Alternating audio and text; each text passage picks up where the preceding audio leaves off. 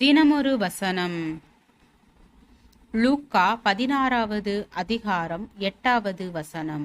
அநீதியுள்ள உக்கிரானக்காரன் புத்தியாய் செய்தான் என்று எஜமான் கண்டு அவனை மெச்சுக்கொண்டான்.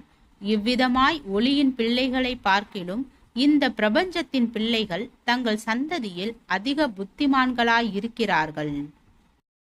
பெரிய கடை நடத்தும் ஒருவருக்கு மேனேஜர் ஒருவர் தேவைப்பட்டார். அதற்காக நல்ல திறமையும் அனுபவமும் உடைய ஒருவரை நண்பர் ஒருவர் அவருக்கு அறிமுகம் செய்தார். ஆனாலும் அந்த கடை முதலாளி அவரை மேனேஜராக வைப்பதற்கு மிகவும் தயங்கினார். ஏனென்றால் அதற்கு முன்னால் அவரிடம் மேனேஜராக இருந்தவர் நல்ல திறமையும் அனுபவமும் உடையவர். ஆனால் அந்த மேனேஜர் அந்த திறமையை பயன்படுத்தி அந்த கடையில் ஏராள மோசடிகளை செய்திருந்தார். ஆம், திறமையும் அனுபவமும் மிகவும் முக்கியமானவைகளே. ஆனால் திறமையை விட நம்பகத்தன்மை என்பது மிக மிக முக்கியமானது. யோசேப்பு திறமையானவன் மட்டுமல்ல, நல்ல நம்பகத்தன்மை உடையவன். எனவே போத்திபார் தன்னுடைய உடைமைகள் யாவற்றையும் முழு நம்பிக்கையோடு அவனிடம் ஒப்படைத்தான். ஆண்டவராகிய இயேசு கிறிஸ்து உக்கிரானக்காரன் ஒருவனை குறித்த உவமையை கூறினார்.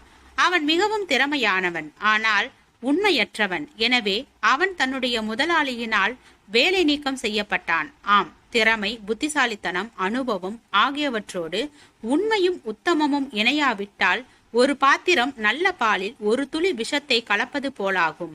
இந்நாட்களில் பல திருச்சபை தலைவர்கள் நல்ல திறமையும் செயல் ஆர்வமும் சாதனை படைக்கும் விசேஷ ஆற்றல்களும் உடையவர்கள். அவர்கள் நன்றாக யோசிக்கின்றார்கள், நன்றாக திட்டமிடுகின்றார்கள், நன்றாக செயல்படுகின்றார்கள். ஆயினும் அவைகளோடு உண்மையும் உத்தமமும் நேர்மையும் இணையாததால் அவர்களின் திறமைமிக்க செயல்பாடுகள் அவர்களுக்கு அவப்பெயரையும் தேவனுக்கு அவகீர்த்தியையும் கொண்டு வருகின்றன. கர்த்தர் நாம் நல்ல திறமையாளர்களாகவும் நல்ல செயல்திறன் உடையவர்களாகவுமே இருக்க விரும்புகின்றனர். ஆனால் அவைகளோடு அவர் உண்மையும் நேர்மையும் பரிசுத்தமான நோக்கங்களும் இணைந்திருக்க வேண்டும் என்று விரும்புகின்றார். தேவன் பலவீனர்களை பலப்படுத்த முடியும், திறனற்றவர்களை திறனுடையவர்களாக்க மாற்ற முடியும்.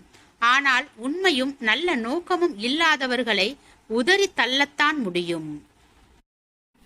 ஜெபம். தேவனுக்கு ஸ்தோத்திரம். தேவனே, நாங்கள் எங்களுடைய வாழ்க்கையில் தேவனுக்கு பிரியமான, உத்தமமான, உண்மையுள்ள மனிதனாக வாழ கிருபை பாராட்டும்.